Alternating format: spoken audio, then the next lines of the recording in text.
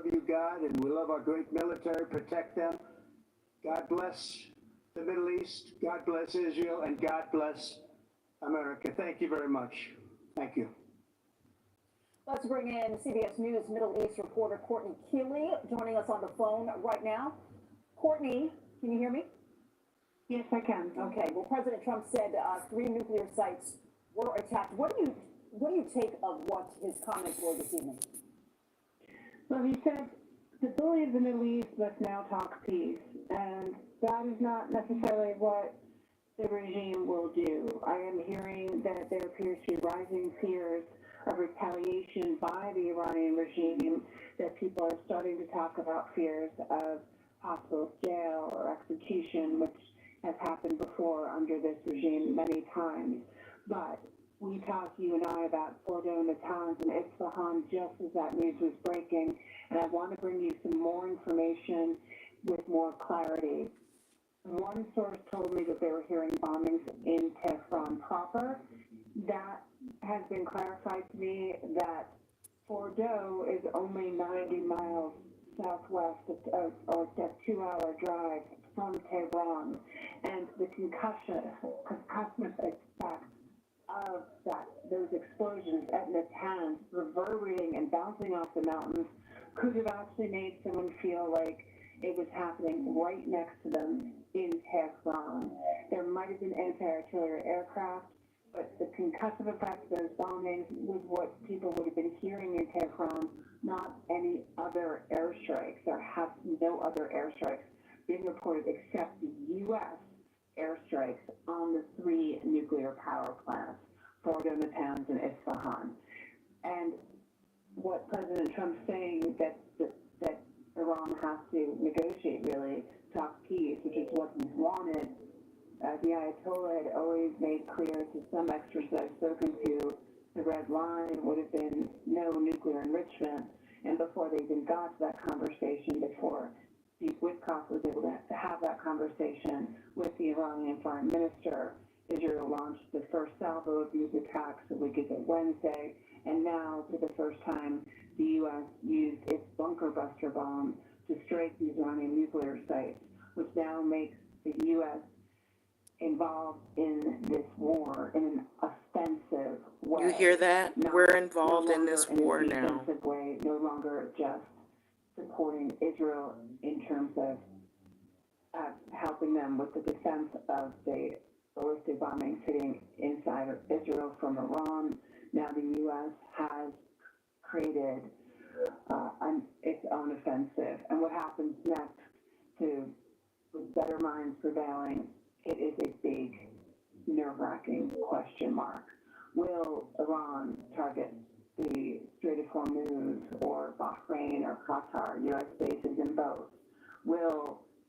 Does Iran have sleeper cells? What we don't expect to see Hezbollah, Hamas in any way back them up.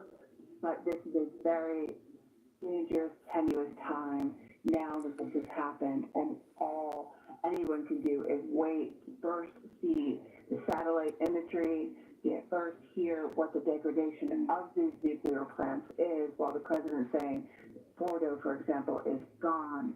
We will need to have that shown, and for analysts to see that. I've talked to one nuclear scientist who has been inside the talks and knows these plants, saying it's just too early to tell, is what he said to me. What has Iran had to say so far, or have they said anything at all? Well, do you know that the regime is very different from the people? And so the people have had their internet cut for days. Most of them are anti-regime. Most of them would like to see their freedoms and their rights be respected as opposed to oppressed. The Iranian regime, though, has been hit very hard.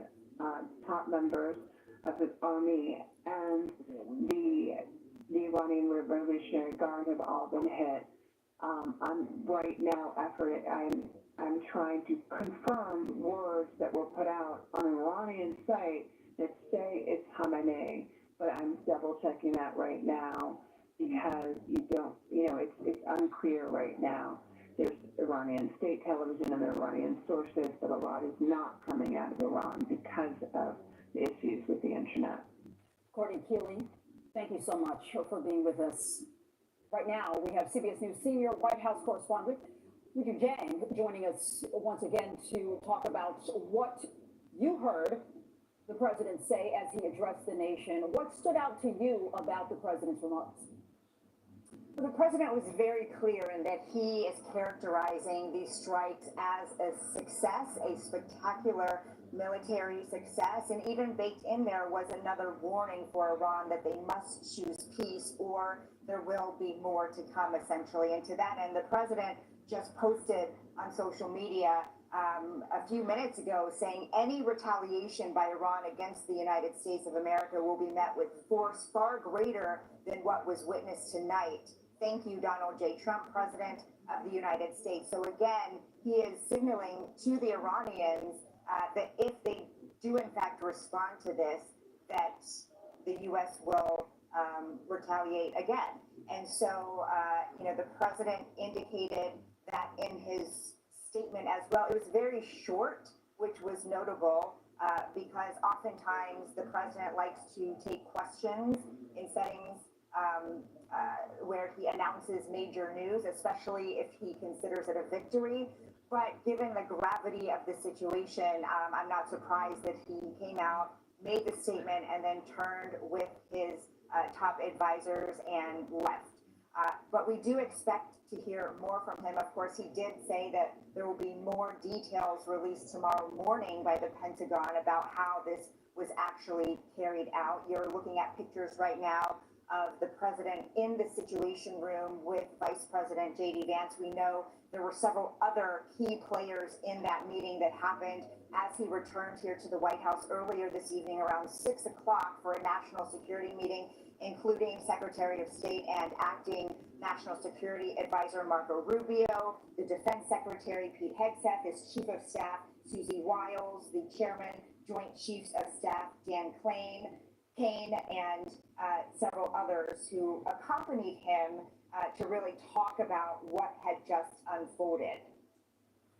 The entire Gang of Eight was not informed before these strikes. What do you make of that?